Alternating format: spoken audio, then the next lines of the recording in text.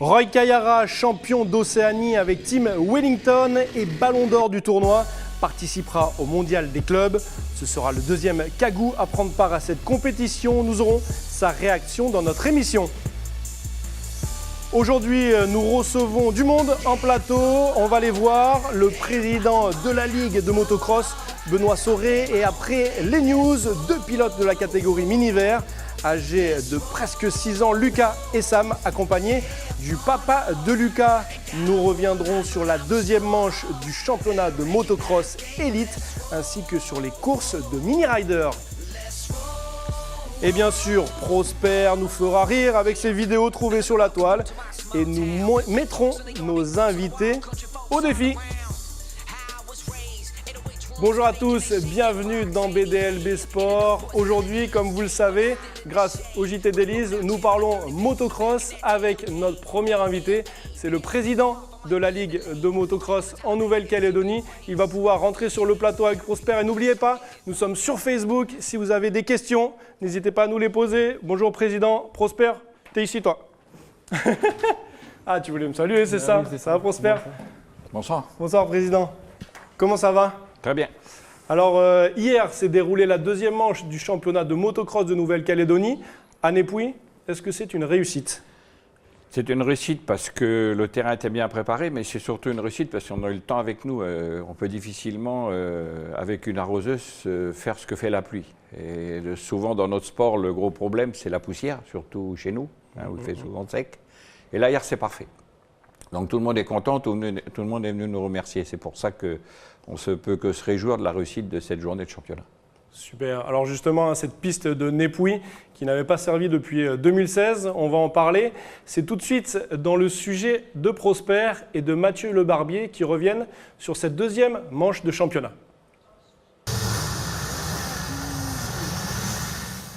Après la première manche disputée le mois dernier à Païta, c'est sur le circuit de Népouy que les meilleurs pilotes locaux se sont retrouvés ce dimanche pour disputer la deuxième étape du championnat de Nouvelle-Calédonie de motocross. Une journée qui n'a pas attiré les foules, alors que néanmoins les pilotes étaient au rendez-vous sur ce circuit qui était resté fermé depuis 2 ans. Venus des différents clubs de motocross du pays, 38 participants répartis en 4 catégories se sont affrontés tout au long de la journée. Les 7-9 ans ont concouru dans la catégorie mini-vert, les 9-14 ans dans la catégorie 65-85 cm3. Quant aux amateurs, c'est dans la catégorie Open qu'ils se sont affrontés. Pour les plus confirmés, c'est dans la catégorie Élite qu'ils se sont défiés. Dans la catégorie 9-14 ans, on peut saluer la performance d'Ethan Le Pigeon, qui prépare ainsi les championnats du monde à Melbourne au mois d'août, où une quarantaine de jeunes de son âge s'affronteront. On est une île, hein, et puis on n'est pas beaucoup de monde, donc c'est ça qui est nul en fait, parce que comme on n'est pas beaucoup de monde, il y a moins d'évolution. Mais la petite génération qui arrive là, de 65 là, et des mini-riders, je pense que ça va le faire, quoi.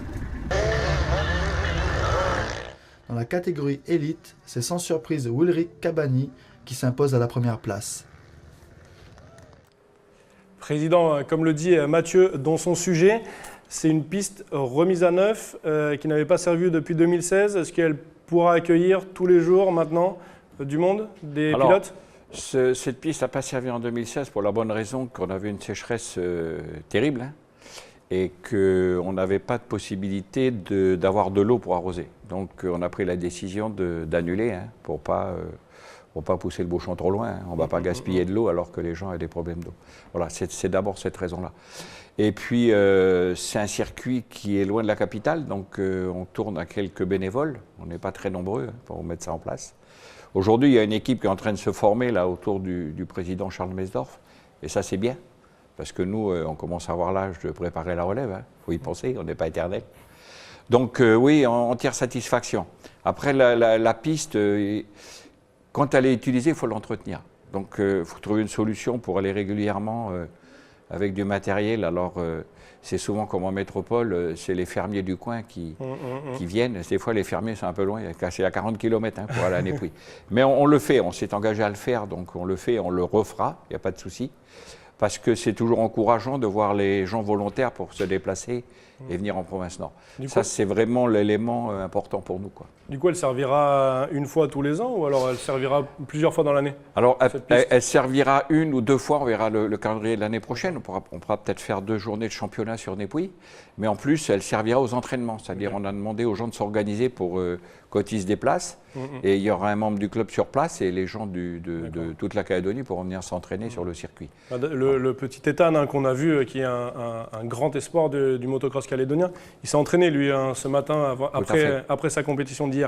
Alors en marge du championnat élite, il n'y a pas bien sûr d'autres catégories, et notamment la catégorie mini rider qui permet à des enfants de concourir, enfin de faire des démonstrations à partir de 5 ans.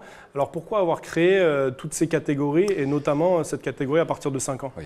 Alors il y a en gros 4 ans, on s'est aperçu qu'on avait une chute des licenciés, mais c'est souvent comme ça dans ces sports individuels, hein. C'est par vague. Donc la Ligue, le bureau de la Ligue et le comité directeur ont décidé de mettre plus de moyens sur les petits pour attirer les jeunes. On a profité que Ulrich Cabani avait mis en place là, son école de pilotage et on a décidé d'offrir pour la première année de compétition, donc on offre la licence, la Ligue offre la licence aux parents et les clubs offrent l'inscription. Okay. Donc ça les encourage un petit peu parce que c'est à partir souvent, de 7 ans, hein, c'est ce que tu m'avais dit. C'est à partir de l'âge de la compétition, c'est 7 ans. Ouais, avant, ce n'est que de la démonstration, ça ne peut pas être de la compétition. Et on va recevoir hein, d'ailleurs tout à l'heure, on les a vus dans les titres, hein, 2 anciens mini-riders qui sont maintenant dans la première catégorie. Alors du coup, on l'a compris, hein, le but c'est d'amener les enfants à la compétition, mais on se pose tous une question, c'est est-ce que ce sport est un sport dangereux? Alors, c'est un sport viril, déjà. Donc, faut avoir le gros cœur pour faire du motocross. Quand on arrive au niveau de Ulrich Cabani, c'est qu'on a le gros cœur. Quand on arrive au niveau de Laurent Fat, c'est pareil. Mais par contre, moi, alors là, je vais défendre mon église ou ma chapelle, je ne sais pas comment on veut, mais c'est un sport où d'abord on est encadré, sérieusement. Hein, on est tous formés pour encadrer les gens. Sur la piste, il n'y a que des gens qui sont licenciés, qui sont assurés, etc. Et les équipements, pour moi aujourd'hui, il y a moins de risques de faire de la moto que, alors je vais en vexer quelques-uns, que de faire du cheval. Pourquoi? Simplement parce que la moto, vous avez un casque, un gilet, des bottes, enfin vous avez l'équipement complet. Donc quand vous chutez, effectivement vous chutez, mais vous êtes hyper protégé, quoi. Voilà. Et après, ceux qui se blessent le moins, c'est quand même ceux qui se préparent bien. Entraînement physique, et à partir de là, la moto, on la tient, ça c'est clair. Prosper, toi, tu étais sur place. Est-ce que tu as trouvé ça dangereux? Est-ce que tu as vu des chutes? Comment ça s'est déroulé? C'était assez spectaculaire. J'ai vu quand même des chutes et tout, mais voilà, après j'ai vu des attitudes, au niveau des mini-riders, j'ai vu des attitudes de mini-guerriers. Dès qu'ils tombent, ils se relèvent facilement, donc du coup, c'est plus que de peur que de mal, quoi. Et les parents dans le public, tu les sentais comment? Ils étaient un peu anxieux et tout ça, mais après derrière, je veux dire, dès qu'ils franchissent la ligne d'arrivée, ça y est, c'est bon, ils sont contents. Ça. Moi quand je suis sur le circuit, et je suis pratiquement à toutes les compétitions, effectivement, je dis aux parents, il ne faut pas rentrer sur la piste parce que sur accident, ça ne sert à rien. En plus, au niveau des organisateurs, c'est difficilement explicable. Donc, tant qu'on est sur la piste, c'est tout le système qu'on a mis en place de secours avec les pompiers, le Toubib et les ambulances qui prennent en charge si blessé il y a. Par contre, dès que le blessé sort du circuit, effectivement, les parents sont là pour accompagner.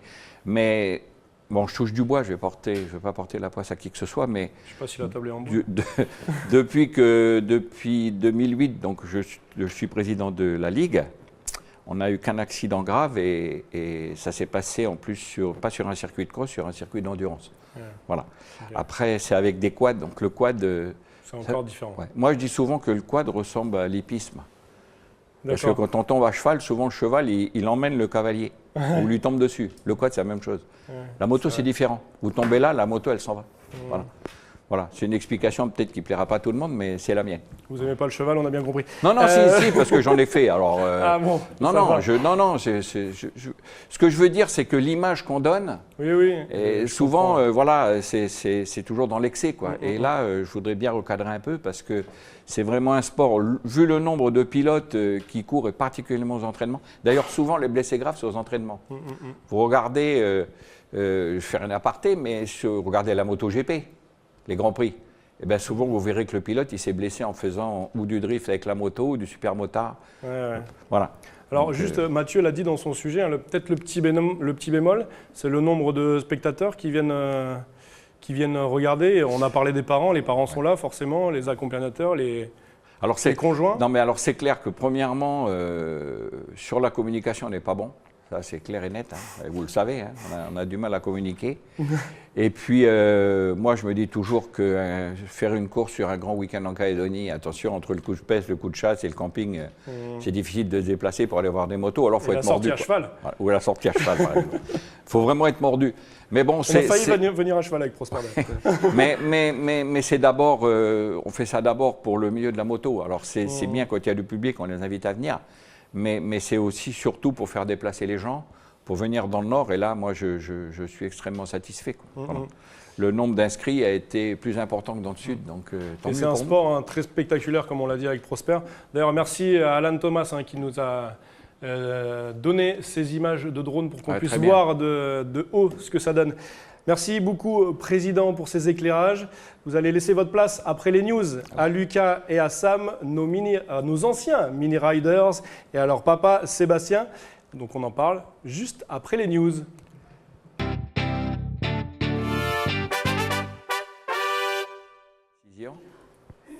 On est reparti. Football maintenant avec la 7e journée de Super League.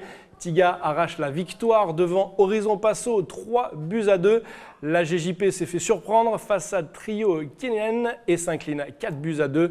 L'AS Mondor s'impose face à Wedge sur la plus petite des marques, 1-0.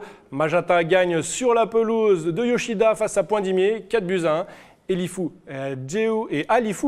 Jehu s'incline à domicile face à l'AS Thio Sport, et pour cause de pluie, vous le voyez, le match entre Yengen et l'AS Lossi prévu sur le stade de Yengen a été reporté.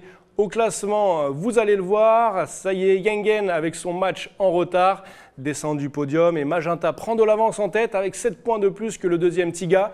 Horizon Passo prend la 3e place et c'est la JJP qui se retrouve lanterne rouge avec 7 matchs joués. Football, toujours très bonne nouvelle pour Roy Kayara et son équipe Team Wellington. L'équipe gagne la finale de la Ligue des Champions d'Océanie et le Kagou est élu meilleur joueur de la compétition. Nous avons réussi à joindre Roy dans la journée, forcément très heureux de son parcours avec Wellington. On l'écoute. Je suis très heureux de cet objectif accompli qu'on s'est fixé en début de saison. Très content, très heureux d'être élu meilleur joueur du tournoi. Je ne pensais pas que j'allais être élu meilleur joueur. Ça veut dire que j'ai progressé d'un niveau et je tiens à remercier Team Wellington de m'avoir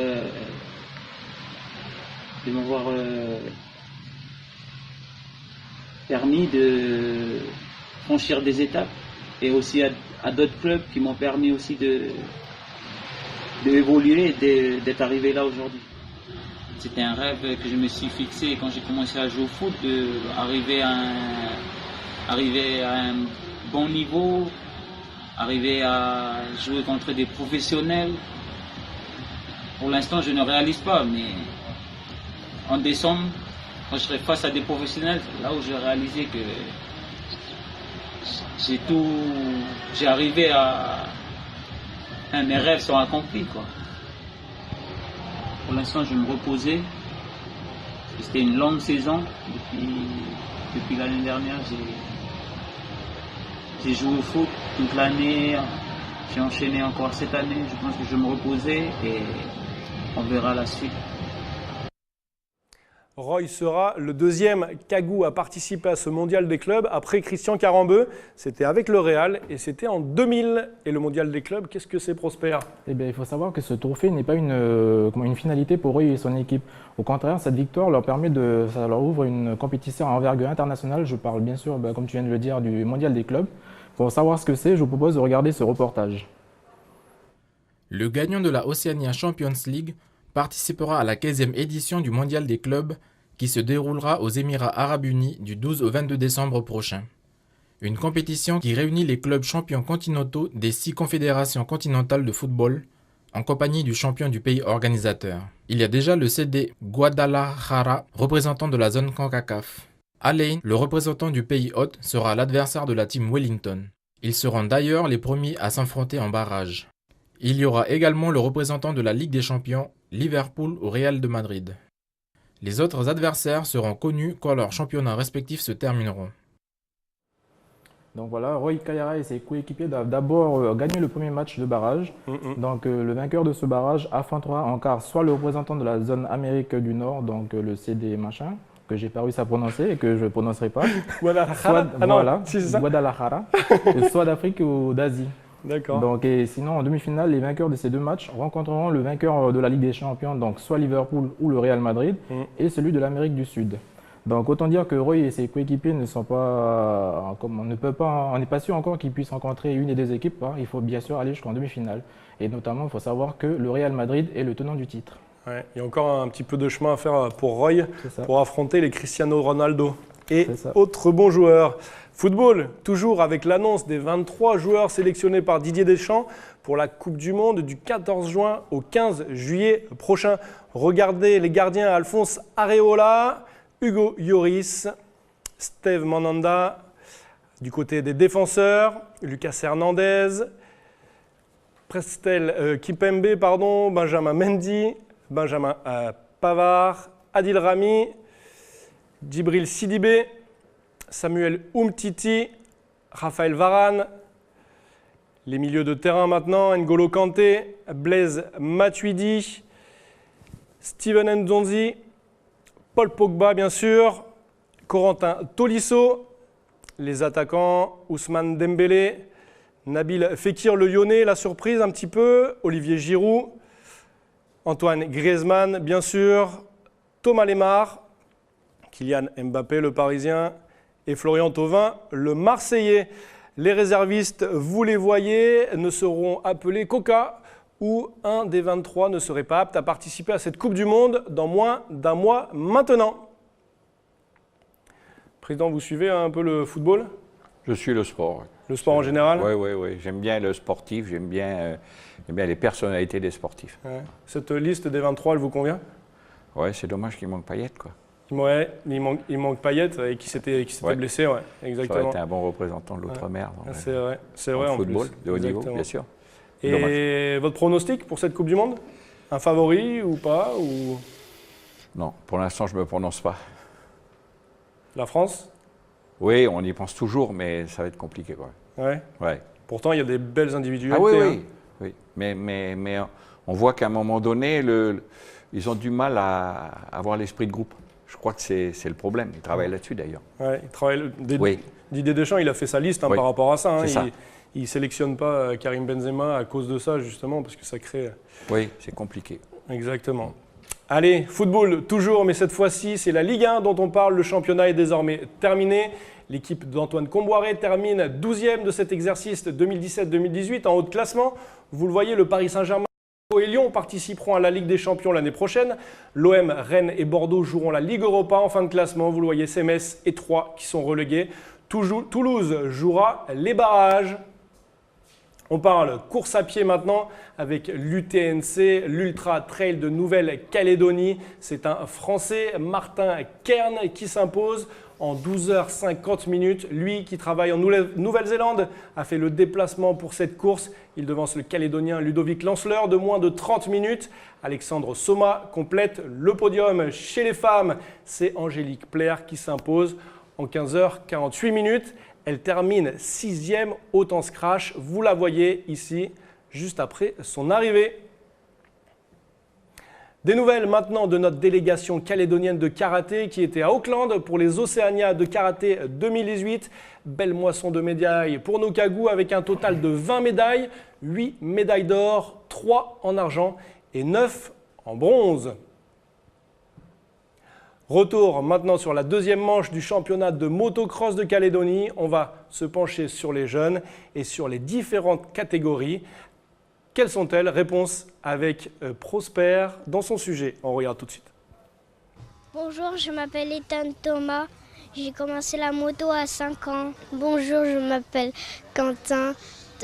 Adam et j'ai commencé la moto à 6 ans. Bonjour, je m'appelle Lucas Gérald, j'ai commencé la moto à 4 ans. Bonjour, je m'appelle Sam, j'ai commencé la moto à 5 ans.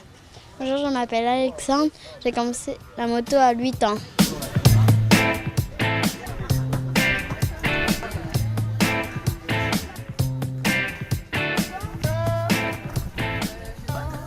C'est bon, fais gaffe au départ. Hein, t'essayes d'assurer tranquille. Puis, pense sur le saut là, qui est un peu galère.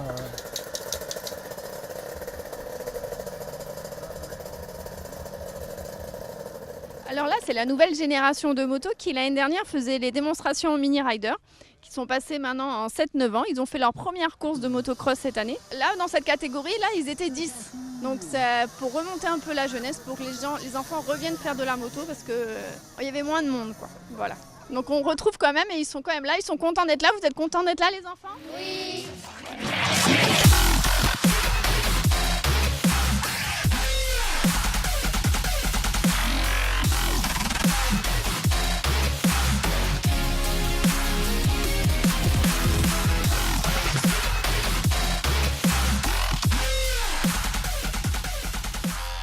Donc en fait, les mini-riders, qu'est-ce que c'est? Ce sont des enfants qui ne sont pas en âge de faire des courses. Donc ils ont quand même une moto. Ils peuvent faire des démonstrations pendant les courses. Donc en fait, on est vraiment là pour promouvoir la jeunesse calédonienne, pour montrer que les enfants peuvent faire de la moto, que c'est jouable.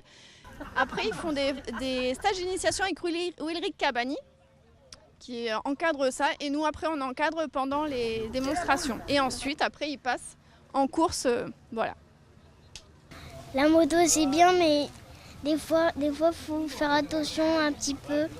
Mais sinon, ça va. Mais la moto, c'est très, très bien. D'accord. Et qu'est-ce que vous aimez dans la moto? Les sauts, les virages? Les sauts. Moi, c'est les sauts. Les virages. Les sauts, les virages. Les deux. Les deux. Et vous êtes content d'être à Népouille, là? Oui. Le terrain est un peu bourré, mais ça va. Et ça va, c'est bon. Et la prochaine, c'est Bourail. Vous serez là pour Bourail? Oui. Super sujet de Prosper, quelle belle ambiance. On accueille donc nos deux anciens mini-riders sur ce plateau. Alors, je vous le rappelle, c'est la grande cause Calédonia en 2018, les droits des enfants. Et le droit de s'amuser en fait partie, le droit de faire du sport. Bonjour Sam et bonjour Lucas, accompagné du papa de Lucas, Sébastien. Alors, vous étiez l'année dernière, tous les deux mini-riders. Vous êtes montés de catégorie cette année. Alors, comment s'est passée cette journée hier de motocross? Super. Bien, mais... Mais c'est plus stressant de faire de la moto ou de passer à la télé? C'est plus stressant de faire de la moto, mais... Ah, en fait, alors d'accord, toutes tes phrases se terminent par mais. Et moi, je dois choisir la suite, en fait. C'est ça. Et toi, Lucas, c'est plus stressant d'être à la télé ou d'être sur ta moto? Je sais pas trop. Tu sais pas trop? Bon, t'as pas l'air stressé, en tout cas. Tout va bien. Alors, du coup, vous avez terminé... ça s'est bien passé, la course, pour tous les deux? Ouais. Ouais? Ok, vous avez terminé combien, tous les deux? 8e. 8e, super. Et toi? 7. 7e? Ah ben vous avez fait une bagarre 8. tous les deux? Ah ben c'est bien, 7 et 8. Comment ça a commencé la moto pour vous tous les deux, Lucas? J'ai appris à faire, puis j'ai voulu continuer. Ok, et comment t'as eu ta première moto? À Noël. À Noël? C'est le Papa Noël qui t'a amené la moto. Et toi, Sam? Comment t'as commencé et comment t'as eu ta première moto? Quand j'ai eu ma première moto, c'est quand je regardais les autres faire et puis ça m'a donné envie de faire, tu vois. Et c'est là qu'on m'a acheté une moto. Et du coup, dans le sujet, on a entendu, vous préférez les virages et les sauts. Comment ça s'est passé les premières fois que vous avez sauté? Parce que c'est impressionnant. Moi, je ne pensais pas que des petits comme vous pouvaient sauter aussi haut avec une moto. Sam ou Lucas? Quand on apprend, après on a envie de refaire. Ok. Et t'as pas peur quand t'es aussi haut, quand tu sautes aussi haut? Non, pas trop. Pas trop? Et toi, Sam? Ben, c'est vrai que c'est un peu stressant les sauts, mais il faut apprendre. Et une fois que tu maîtrises, c'est bon? Ouais. Ok. Vous avez déjà fait des chutes tous les deux? Ouais. Moi, je l'ai vu sur vos motos que vous avez chuté. Parce que les poignées, elles sont toutes abîmées. Le papa, c'est également une volonté du papa de faire de la moto au fiston? Ah oui, du coup, moi j'avais fait aussi quand j'étais petit, j'avais commencé aussi vers 9 ans. Et après, j'ai repris quand j'étais plus grand. Et du coup, j'avais envie qu'il essaie, voir si ça lui plaisait aussi. Bon, il a essayé, il a commandé une moto Père Noël. Et puis voilà, ça a commencé comme ça. Il a commencé en allant un peu dans les barrières et tout. Ouais. Et puis il s'est pas fait mal, il a continué. Puis depuis, c'est parti. Ok. Et tous les deux, du coup, les premières chutes, ça vous a pas donné envie d'arrêter ou au contraire, vous êtes remonté tout de suite sur la moto? Bon, moi, ça m'a mis un peu de arrêter, mais j'ai continué. Ok. Et pourquoi tu as continué alors? Ben, qu'il fallait jamais arrêter, puis continuer. Après, si on arrête, ben on arrête. Hein. Ouais. C'est tes parents qui t'obligent à faire de la moto en fait. Hein. Dis-le, on est entre nous. Non. Entre nous, Sam. Dis-le. Ben non, pas du tout. Non. Les parents qui sont juste derrière et qui entendent ce qu'on dit. Alors, on l'a entendu en début d'émission dans le sujet de Mathieu. Il y a un jeune Calédonien que vous connaissez forcément qui monte. C'est Ethan Le Pigeon qui est maintenant sportif de haut niveau depuis janvier. On l'écoute sur ce qu'il a amené à la moto et l'exigence que nécessite le haut niveau. On l'écoute. J'ai commencé parce que le Père Noël il m'avait emmené une moto pour Noël, donc du coup j'ai commencé comme ça dans mon jardin. Après c'est passé au Mini Rider, 7-9 ans, puis après je suis venu jusqu'ici en 85 où c'est là où j'ai appris le plus quoi.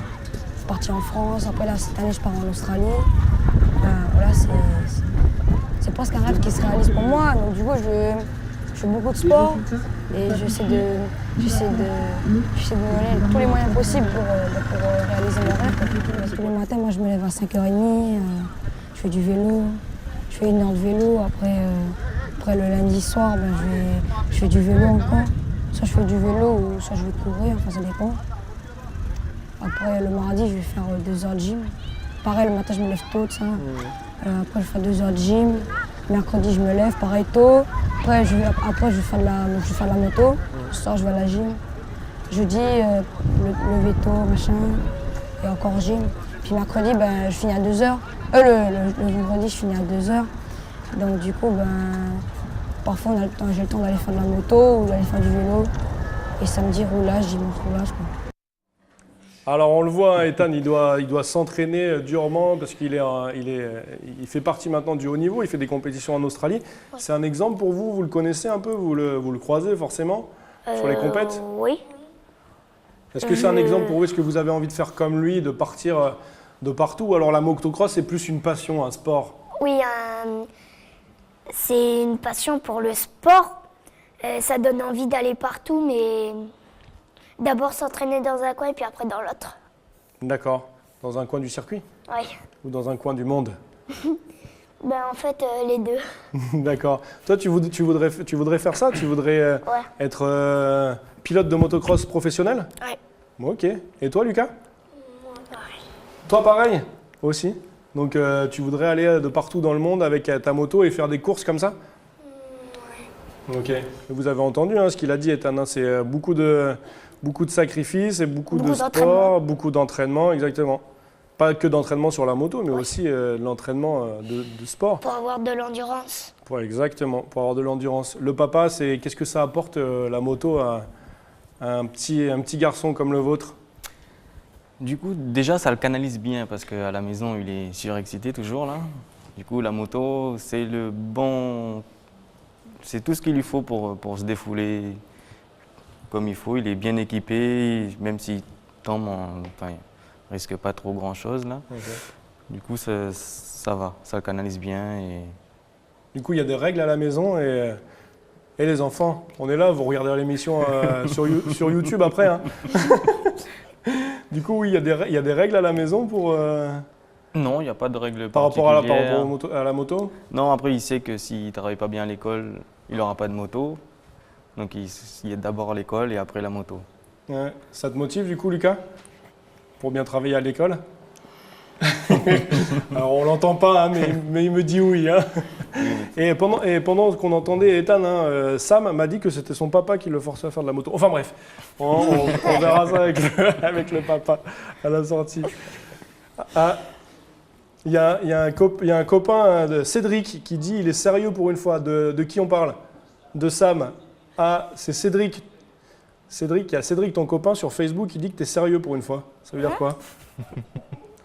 Toi, il n'y a pas de règle à la maison? Toi, tu peux faire de la moto tout le temps ou faut que tu travailles bien à l'école? Travailler bien à l'école et après la moto. Ok, bon, bah, c'est bien. Vous savez qu'il faut bien travailler à l'école, c'est bien. En Bah tout oui. cas, c'est ce que les parents disent. Ça, c'est pas faux. Du coup, Ethan, il a beaucoup parlé des sacrifices. Il nous en a parlé avec Prosper, hein, des sacrifices que ses parents ont dû faire pour lui permettre d'accéder au haut niveau. Est-ce que c'est beaucoup de sacrifices, la moto? C'est des sacrifices quand même. Il n'y a pas énormément non plus, mais c'est sûr que pour qu'il puisse aller faire une course, il faut qu'il s'entraîne. Donc ça veut dire les week-ends l'amener, s'entraîner. Et du coup, on ne peut pas aller à la pêche, on ne peut pas aller à la chasse, il faut choisir. Il faut l'amener faire un peu d'entraînement si on veut qu'il aille loin et qu'il continue dans sa passion. Ok.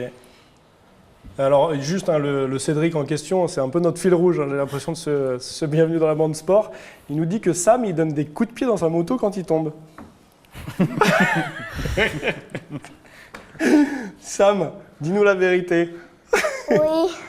Oui, c'est vrai, mais pourquoi tu donnes des coups de pied dans ta moto? C'est toi qui l'as conduit la moto, hein. Ton moto, elle tombe pas toute seule. Hein. Sam, il se cache, le pauvre. Du coup, Sébastien, on parle des sacrifices. C'est aussi un sacrifice financier de faire ce sport à un enfant? Un peu quand même. Parce que ouais, l'achat d'une moto, c'est quand même cher. Même si on trouve quand même pas mal d'occasions sur le net. Mais ouais, c'est vrai qu'il faut même...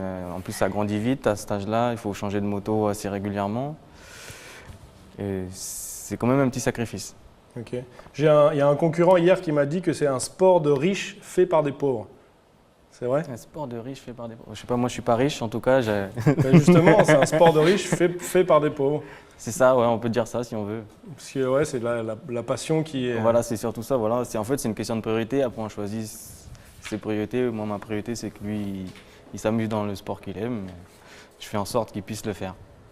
Super. Eh ben, merci beaucoup.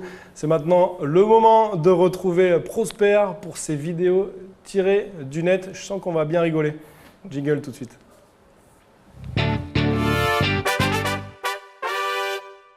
Alors, qu'est-ce que tu nous as trouvé, Prosper? Eh bien, écoute, tout à l'heure, vous le disiez si bien, le motocross, c'est au minimum du repérage de piste. C'est de l'entraînement pour faire des figures. Donc, bref, comme toute discipline sportive mécanique, il y a un niveau d'exigence. Donc, mais certains internautes ne l'ont pas encore compris et ça peut donner des sets marrantes. Je vous propose de le regarder.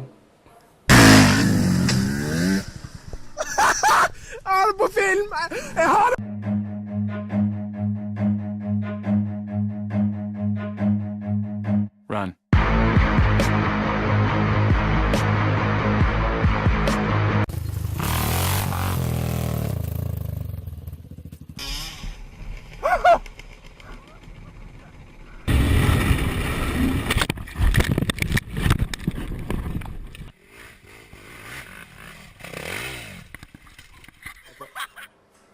Ouais.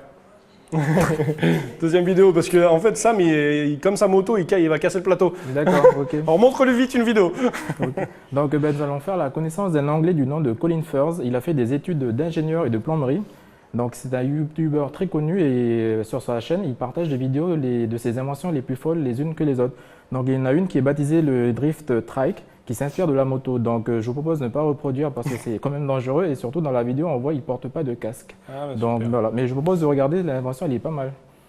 On regarde.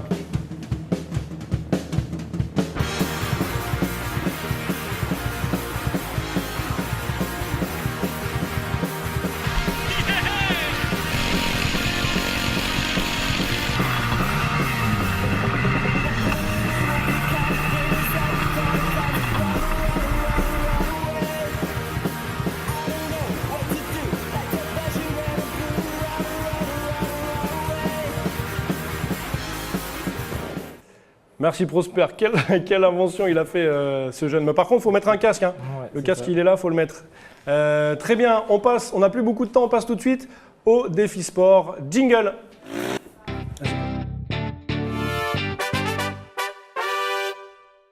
Allez, venez avec moi, on va dans la succursale de BDLB Sport. Vous avez été fort en questions-réponses, on va voir si vous êtes fort en sport maintenant. Alors, je veux Lucas derrière sa moto, voilà, avec son papa, très bien. Et Sam, alors Sam, tu choisis soit ton papa qui est là, soit le président. Tu choisis qui? Le président? Ah non, le papa. Allez, le papa. Allez, alors on fait le jeu de la brouette. Alors vous prenez vos enfants au jeu de la brouette. Allez, par terre les enfants. Mettez mains par terre. Allez les pompes. Président, venez avec moi parce qu'on va arbitrer tous les deux. Allez, venez là. Alors du coup, il faut faire le tour de la moto 3 fois et c'est le premier qui arrive. Ok? Allez, 3, 2, 1, c'est parti! Allez, tourne ta moto. Lucas, il a pris un peu d'avance. N'hésitez pas à commenter, président, dans mon micro. Ouais, il a fait le all shot déjà au départ. Ah, il a fait le all shot, Lucas. Ouais. Alors, on ne sait pas ce que il a un c'est. tour d'avance. Ça veut dire quoi, le all Le shot? all shot, c'est au départ celui qui passe le premier. Ah, et c'est au départ celui qui passe le premier. 3 tours, c'est ça? Ça y est. Oui, c'est 3 tours. Déjà, un 4e pour Lucas, alors. Allez. Ah, dis donc. Sam, il finit sur les coudes. Bon, Sam, Merci. bravo. Super, merci, bravo Lucas. Bravo Sam. Bon, même si t'as perdu, mais bon, c'est pas grave. La maman, venez avec nous, il y a la maman de Sam qui est là. Tu t'es cogné la tête? Ah ouais, mais ça va. Ça va? Mais fallait mettre ton casque, Le poids du casque, ça aurait été compliqué. Ça aurait été compliqué, il aurait fait qu'un tour, le pauvre. Merci beaucoup à tous d'être venus sur le plateau. Merci Sébastien, merci Président. La maman de Sam et son papa. Merci Prosper qui est derrière la caméra. Merci à Mathieu qui a fait des sujets. Et merci à tous de nous suivre et à la semaine prochaine. Taltoul. Merci tout le monde.